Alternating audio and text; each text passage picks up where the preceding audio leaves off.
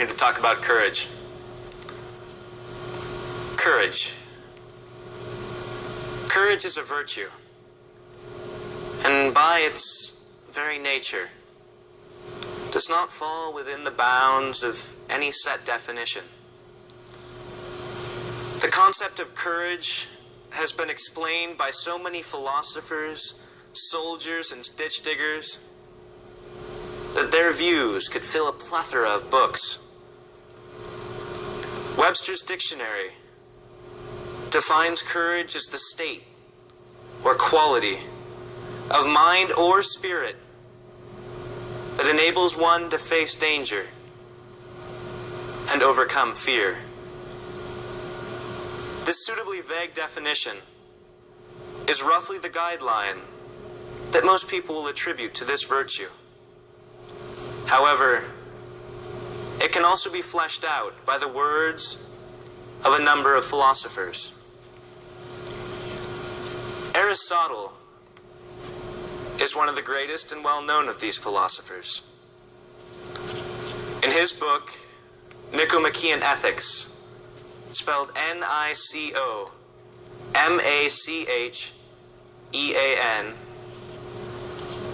he talked in great lengths about courage and fear. And he defined courage as any act that overcomes fear. Thus, by this definition, a fearless man, though he defied death, still would not be courageous. Or a boy who conquered their fear of the dark would be courageous. Another facet of Aristotle's definition was that all courage was equal. The same boy who conquered his fear of the dark was equally courageous with a besieged military commander against insurmountable odds. The last attribute of Aristotle's courage was that it was like a muscle. The more you used it, the better it got. The more courageous you were, the easier acts of courage became. Another view of courage is embodied in the phrase, angels rush in, fools rush in, where angels fear to tread.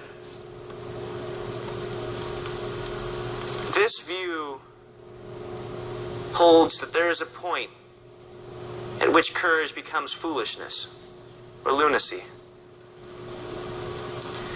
It takes Aristotle's definition and puts boundaries around it. Instead of any act of overcoming fear, it is any act of overcoming fear within reason. Adherents to this view might use the example of a family defending their house. Were they to throw out 2 or 3 thieves in the night, that would be courageous. But to defy an army who threatened to burn their house, that would be lunacy. Both of these views have used an act, the act of overcoming fear, as their defining point. Thus, by looking at courageous actions, you can learn more about courage. And one thing you learn is that courage is contagious.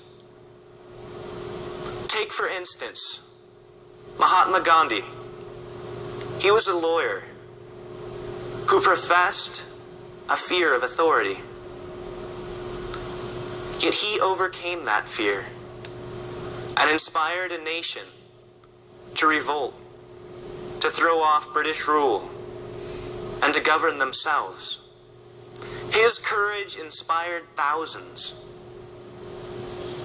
Another example is of the Spartan warrior Leonidas.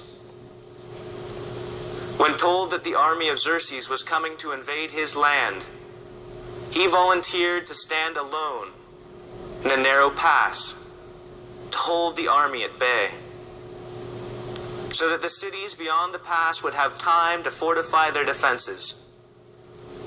His courage inspired 300 more warriors to stand with him. And they held off the army for a day. Their own 300, wounding 10,000 of the opposing army, and giving their citizens time to prepare their defenses. Both of these examples lend credence to something that people say every day. If you do it, I'll do it. If you are courageous, I will use your inspiration to make me courageous. Another thing that can be gleaned from looking at these acts are that courage is viewed through value systems. Were a man to defy his fear of hell and murder 10,000 children, he would not be courageous. Yet not all of these examples are as black and white. Most are gray.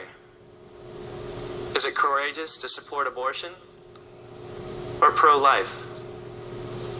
Courage is in the eyes of the beholder.